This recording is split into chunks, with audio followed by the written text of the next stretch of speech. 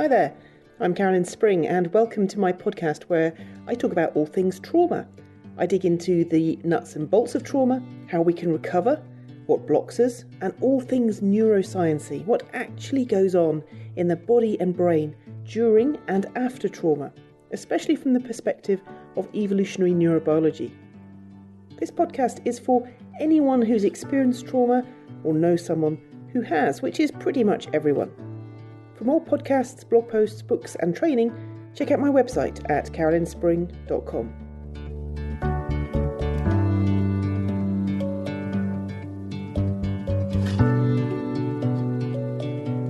Hello friends, Carolyn Spring here. Welcome to my podcast, Kindness is Revolutionary.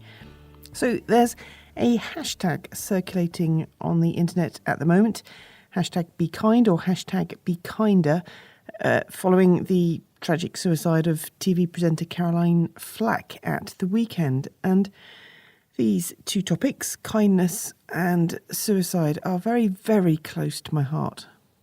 No one ever killed themselves from an overdose of kindness.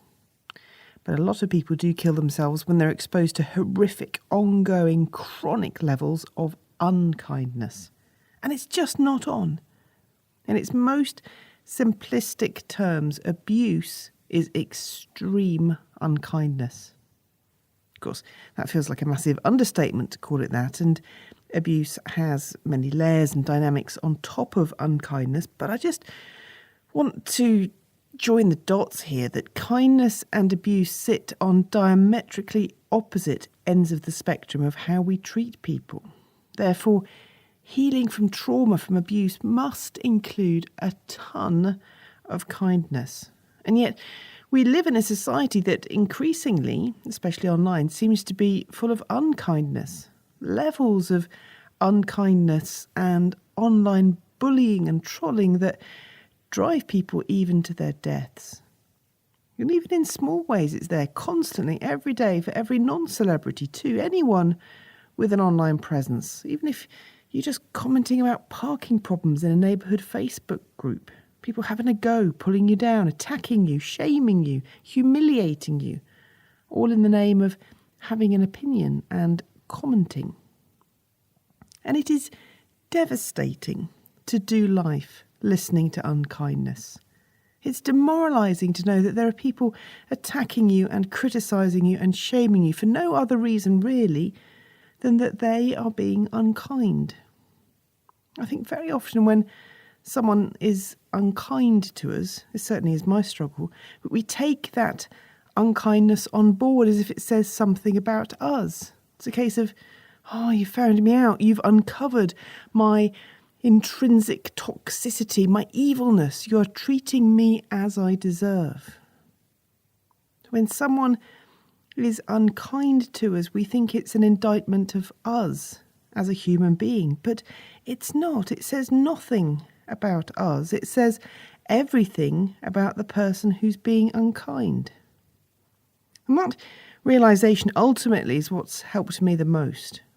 People are unkind towards me and others because they are unkind, not because what they say is true or fair or justified, even if it is. We need to stand up to unkindness and call it out as unkindness, not lend it credence by agreeing that it's okay for someone to call me fat because I am, in fact, fat, or tell me that I'm a failure because I did, in fact, fail, or that my writing is crap because sometimes some of it is indeed crap, or point out my mistakes because I am most certainly a human being who makes lots of mistakes. These things are unkind to say whether or not they are true. It's the unkindness that needs to be challenged, not our imperfections. We cannot outrun the unkindness of others by trying instead to be perfect. That's a strategy that will chase us all the way to our graves. Because none of us is perfect. We're not meant to be perfect. We are destined to be imperfect human beings, and we need to be kind to one another and to be kind to ourselves, to forgive ourselves and others for our imperfections, not to be condemned for them. Because unkindness has a profound impact on us and on our mental health. Too often I think we've been told that if people's unkindness impacts us, then that's our problem, that we're too thin-skinned, that we're too sensitive. But even that's a bit unkind. The entire reason I do the work I do is because I care deeply about people's suffering. Well, I have to be quite thin-skinned in order to care about other people's suffering. I have to have a soft, permeable membrane for that suffering to penetrate my heart and motivate me to action. If I were thick-skinned, I'd be less sensitive to the hurt of others towards me, but I'd also be less sensitive to hurt full stop. So I don't think it's a problem for me or others like me to be sensitive and thin-skinned. I think the problem is more that unkindness is unkind. And people who are unkind want to justify it by blaming the victim of it for being too sensitive. No. Let's just deal with the unkindness itself, shall we? Let's stop that. Let's not be unkind by blaming the victims of unkindness for being impacted by it because they're too sensitive. Because unkindness is so unnecessary. For all that we may claim our rights of freedom of speech and freedom of opinion, it's still unnecessary to be unkind. It doesn't achieve anything. It's not productive. It helps no one. When an anonymous stranger somewhere from the internet tells me that my writing is crap, that they hate it, that doesn't make me a better writer. It doesn't motivate me. It doesn't help me improve. So what's the point? Why don't they just stop reading my writing instead and go and read something else? And they're perfectly entitled not to enjoy my writing, even to hate it. I've got no problem with that. But what they should do with that realisation is change their behaviour, to stop reading what I'm writing and go and find something else that they do enjoy reading. It's just unkind to message me to tell me that I'm a worthless individual and a crap writer. It's unkind and it's unnecessary. There's probably at least 100 books on my Kindle that I've given up on reading because I haven't enjoyed them or I haven't agreed with them or I felt they're a waste of my time. So do you know what I've done with that? I've just stopped reading them and I've moved on to something else. It's never, ever occurred to me to message the author and tell them that I hate their writing or that they're not a worthwhile human being. I just shrug my shoulders and then I move on. End of. And I don't have to do 2 hours of meditation and squeeze my sphincters in order to build up enough kindness to not message the authors. I just don't do it. Unkindness is a choice, and kindness often lies in the simple choice merely not to be unkind. It doesn't even occur to me to message the authors. Because if anything, I appreciate how difficult writing is and I have no desire to hurt them, to be unkind. I don't think I'm strange for that. I just think that's normal. At least it should be. I experienced an entire childhood of unkindness. I have no need for more of it now in adulthood. And I have no desire to disseminate more unkindness into the world. Having been abused doesn't give me the right to abuse. Being the victim of unkindness doesn't give me the right to be unkind. It doesn't help either. How could it? How can I heal from unkindness by being unkind myself? I think unkindness affects us so deeply because it's part of our evolutionary survival drive. It's our back brain paying attention to threat. When someone is unkind, when they're perceived as a threat, someone who's attacking us, someone we can't trust to ally with us, but who instead is turning on us, then our brain focuses on that. Of course it does. It should do. If you're caveman or cavewoman on the savannah and an antelope comes into view, and then a leopard comes into view, you'd better hope your brain focuses on the leopard, on the negative, on the dangerous, or you might just be the leopard's lunch. So, of course, our brain fixates on negativity and threat and unkindness and struggles to remember positivity and safety and kindness. It's a survival thing. What our brains aren't so adapted to is this whole internet thing where predators have access to us, have proximity to us via their keyboards and phones 24 hours a day. That's why it's so stressful. Our tribe, our village, which might have been home to, say, 70 or 100 people with defined borders and fences, suddenly it's a global village and there's no sense of boundary. There's no safety. I can write something on my blog in Cambridgeshire and someone I've never met and never will meet from Manchester or Munich or Malaysia can attack me for it. They're not in my tribe. They don't care about my tribe. They just fire off arrows from the darkness of anonymity. It's not a fair fight. And that's something that our brains haven't evolved to deal with. So no wonder it affects people's mental health so much. And I'm still learning how to deal with this. But ultimately, I think I've come to the conclusion that this isn't about social media or the internet. This is about human nature. And unfortunately, there's an awful lot of unkindness in human nature. That's why so many of us have been abused or bullied or betrayed. Kindness doesn't always come naturally to humankind. And that's depressing, isn't it? I think when I first started my recovery journey, I think I had this utopian kind of vision that all that bad stuff was in the past. The abuse, the trauma, gone. Here I was moving forwards. I was safe now. Bad stuff wouldn't happen now because bad stuff was from the past and this was a shiny new future.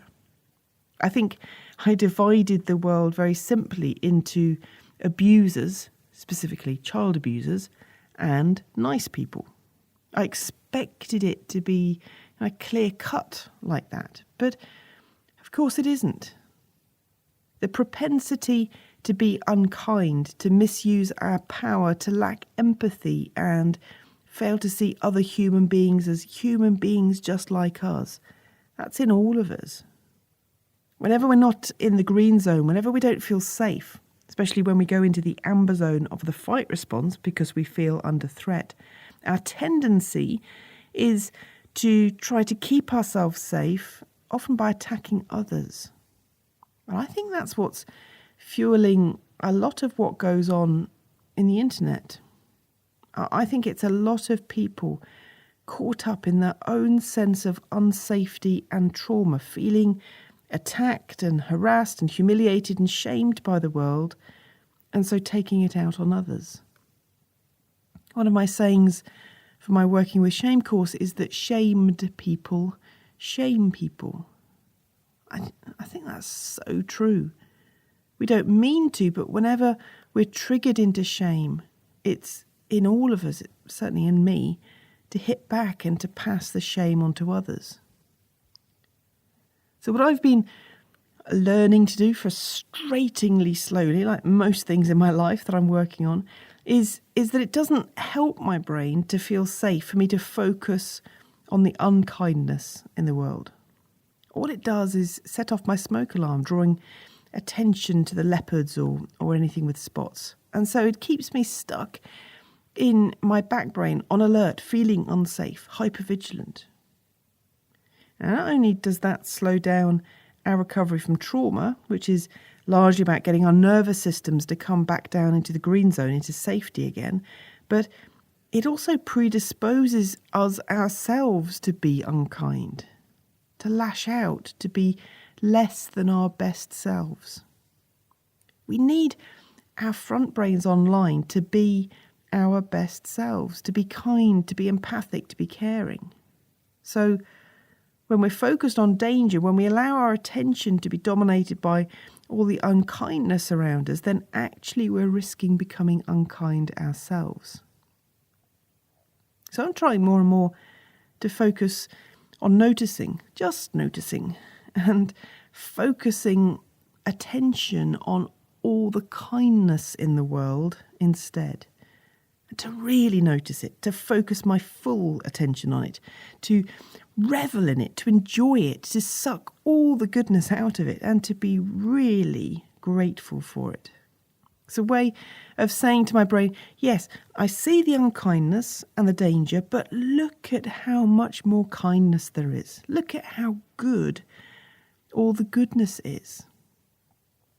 As an example, last week I was away doing a couple of training and input sessions at a counselling centre in the Peak District. It's a place called Invicta Therapy. It's run by two of the most lovely ladies I've ever met in my entire life, Amanda and Belle. And genuinely, the only reason that I went there and I'm involved with the work they're doing there is because of their loveliness and their kindness. If you know them, you'll know exactly what I mean. So they've got this building that they've totally renovated to turn it into a counselling centre. And the principles underpinning everything they've done are all about valuing their clients, respecting them, deeply respecting them as valuable human beings, and wanting to give them the best possible environment in which to have therapy. So what they've done with this building is truly outstanding. It's absolutely beautiful. So all these individual counselling rooms that are light and airy and beautifully decorated, and the attention to detail in each of them is incredible. Just lovely furniture, lovely furnishings, mirrors and knickknacks and pictures, and oh my word, I can't describe it. Even the door handles are lush. There's just such attention to detail. And when you talk to Amanda and Belle about it, what comes through so strongly is this energy, this force of kindness that's driving it all. It's them wanting to be kind to their clients. It's not about impressing them, not at all. There's nothing of ego or power or ostentation in it. It's all about this deep, humane kindness of caring deeply about the value they're placing on their clients by the quality of their surroundings. Wanting them to feel comfortable, wanting them to feel safe, wanting them to feel, I'm worth this, I'm valuable. Wanting them to feel, it's okay, I can heal, I can recover, there's hope. And as you go in and it's so light and it's so peaceful, it's like you just feel you can breathe. It's amazing. I've been to so many counselling settings over the years that are drab and dingy and brown frayed carpets and suspicious stains on the chairs, and you're stuck in a dim windowless room like a cupboard, and the chair creaks every time you move, and the floor's a bit sticky, and there's a layer of grime on the windowsills. Obviously not everywhere is like that, but a lot of places are. And as the client, you just fill up with this sense of, yep, this is what I deserve.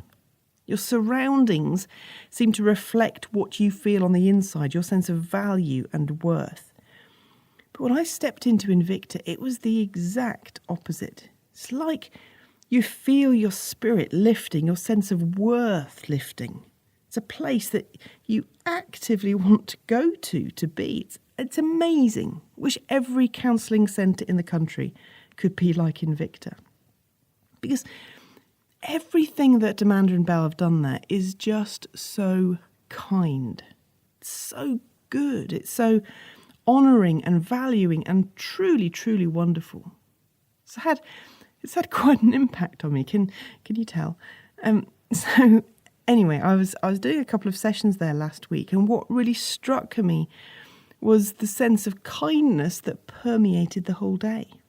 There are a couple of ladies who came to do teas and coffees, and they were just so kind. Just the way they set lunch out for me and Amanda and Belle in between the sessions, just the way they served people, just their joy at giving.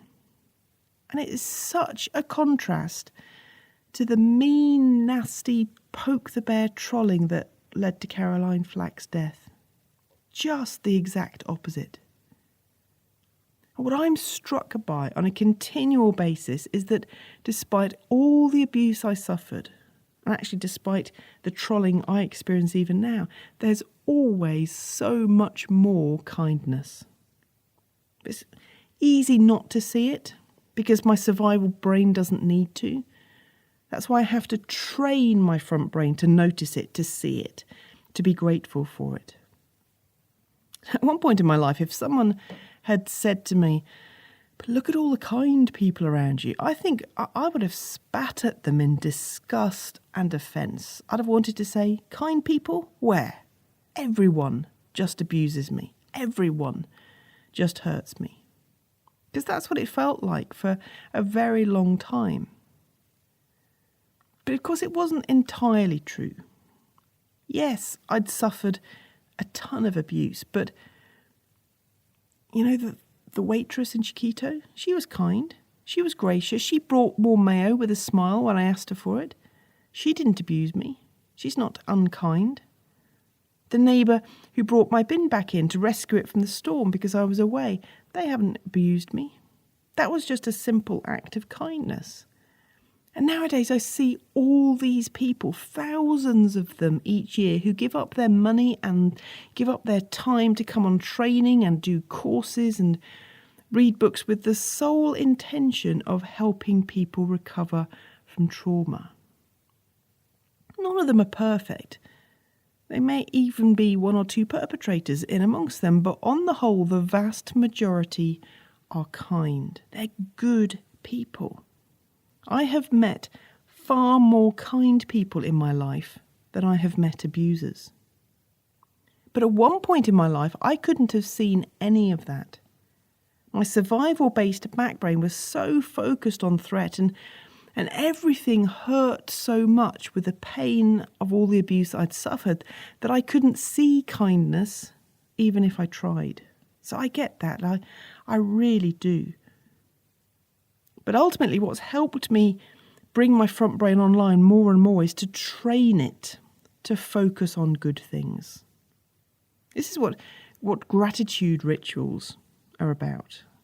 And the science is quite clear that they're effective in changing our mood, even our neurobiology. They're effective exactly because they're getting our front brain to balance up our back brain's natural negativity by training it to spot the positive and to focus on it.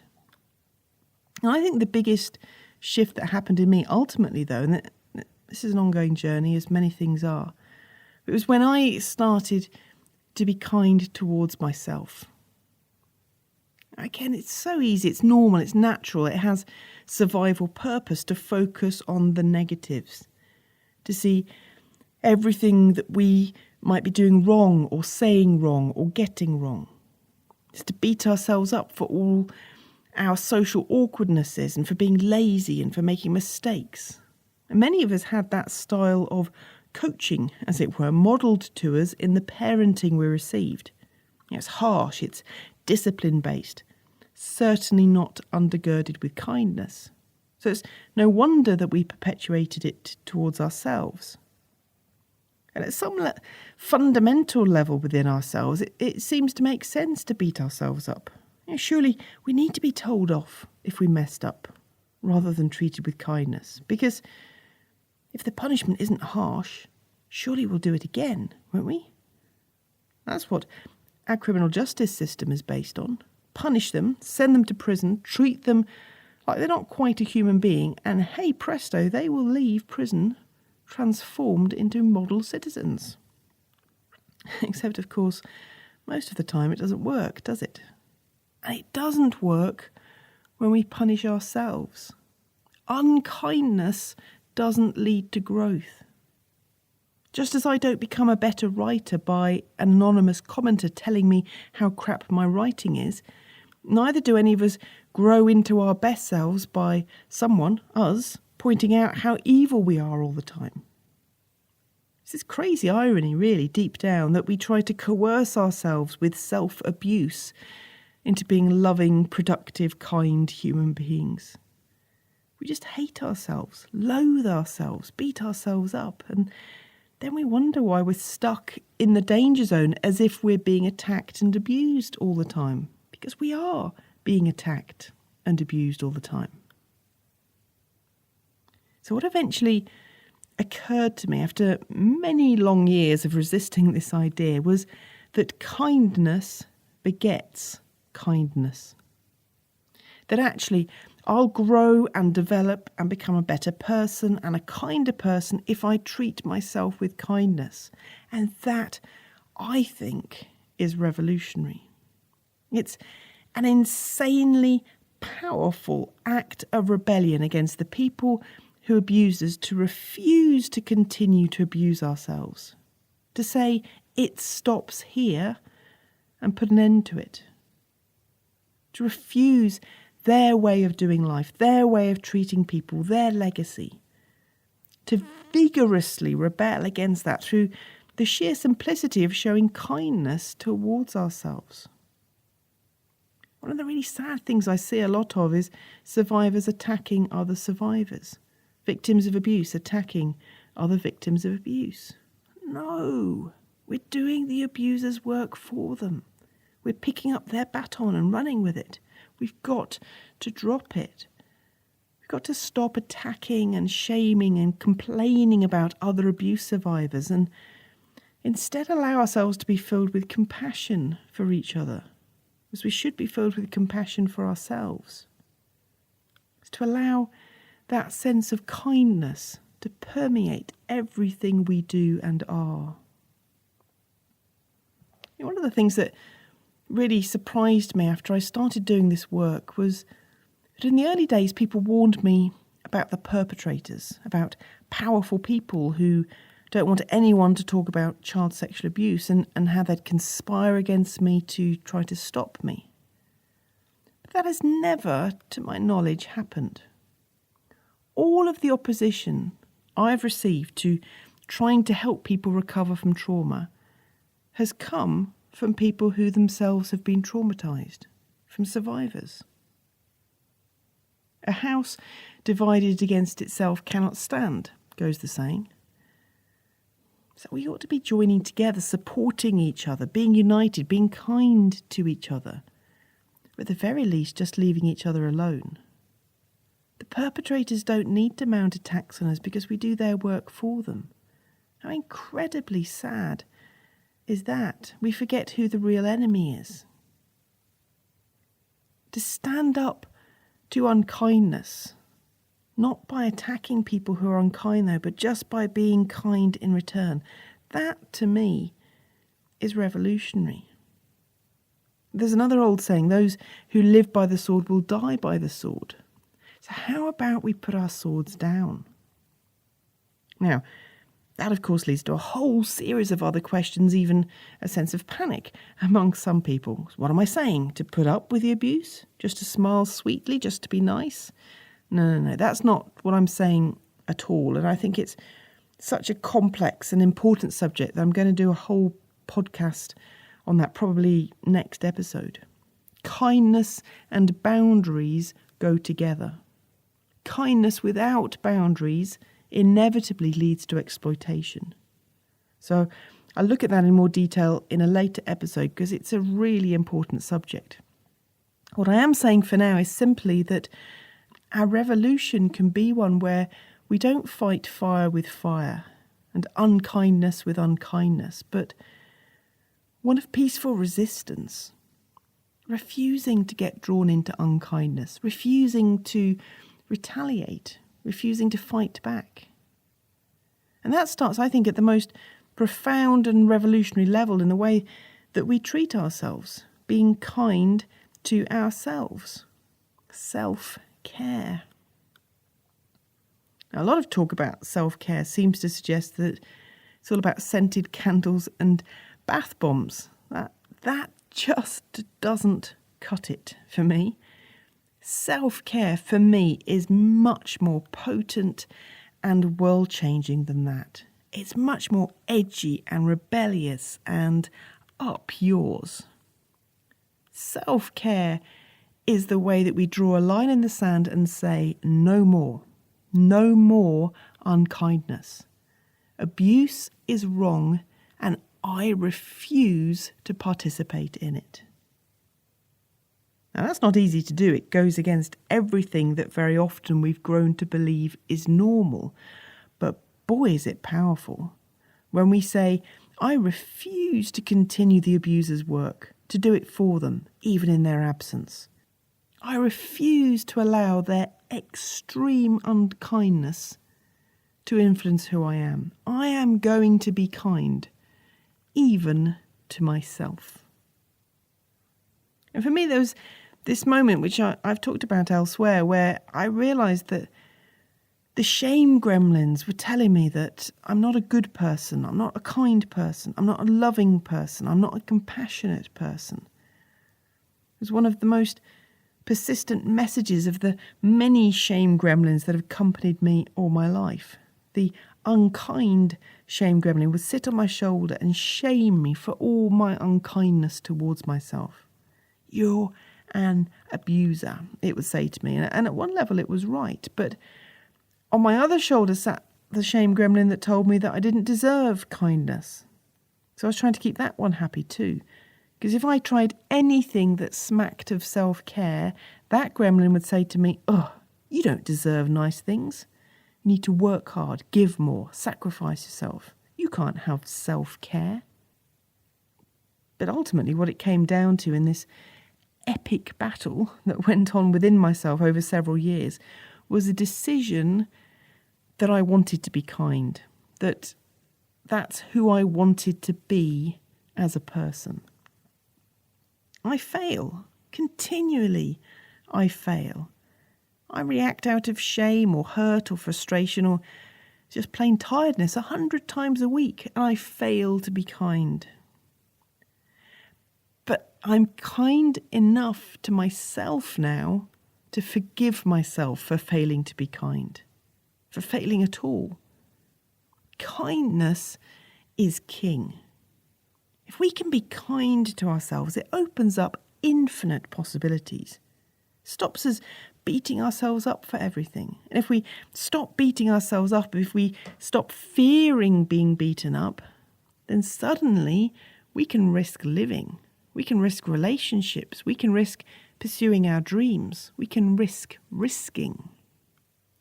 Kindness is a superpower that gives us the freedom to fail, because we're not going to pounce on ourselves just for trying.